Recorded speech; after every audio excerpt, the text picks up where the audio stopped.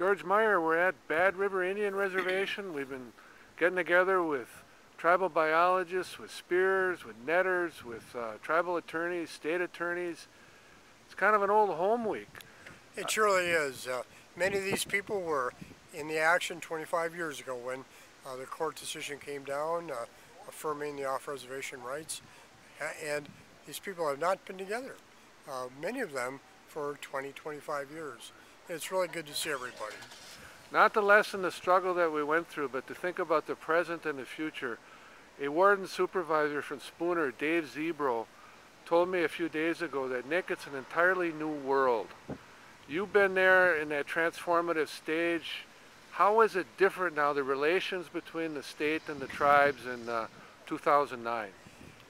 There's an excellent relationship. As an example, especially when you get to the field level, you have state and tribal biologists working together on a weekly basis. Conservation wardens from the Commission and the Department of Natural Resources every year take training together, and they're out in the field together.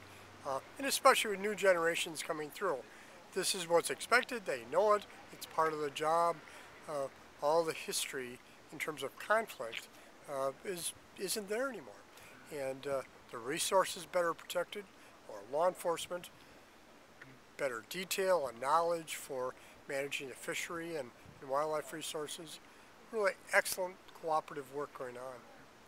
Let's reemphasize some of the fruits of the treaty movement. We know we have far more fish inventories in this state than we did before. Yes, because of the increase of number of state fishery biologists plus the commission biologists and doing fish surveys of the lake to ascertain populations. There are now more fish surveys done every year in the lakes in the ceded territory of Wisconsin than there are in the rest of the country put together. And because of that knowledge, you have the ability to better manage the populations and ensure they can be healthy. The fish populations in northern Wisconsin, as we've seen here, they are in fact in better shape than they were 25 years ago.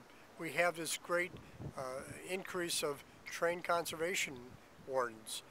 There's not sufficient wardens in northern Wisconsin. There were far fewer before the commission wardens came on to add to the number of wardens that are out there protecting our resource on a daily basis. Tribal governments are far stronger. They've developed the infrastructure, governmental infrastructure, stronger legislatures, stronger court systems. In fact, they had to do that to implement the treaty rights.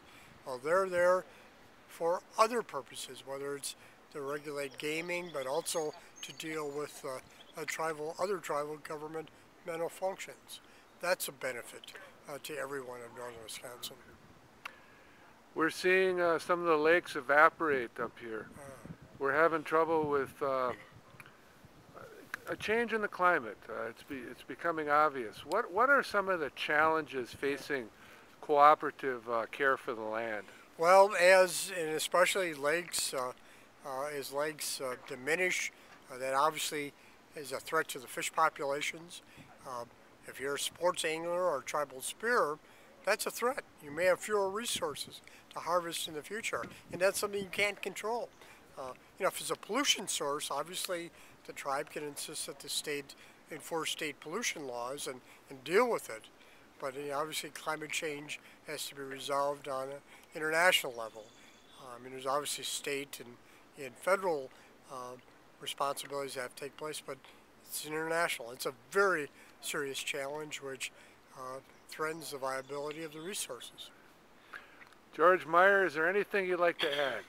Well, northern Wisconsin has come a long way, and in fact, the close working relationship between the tribes and the states and local units of government is good to see after the controversy of 25 years ago. This is Nick Vanderpine and George Meyer on the Bad River Reserve in northwestern Wisconsin for Indian Country TV.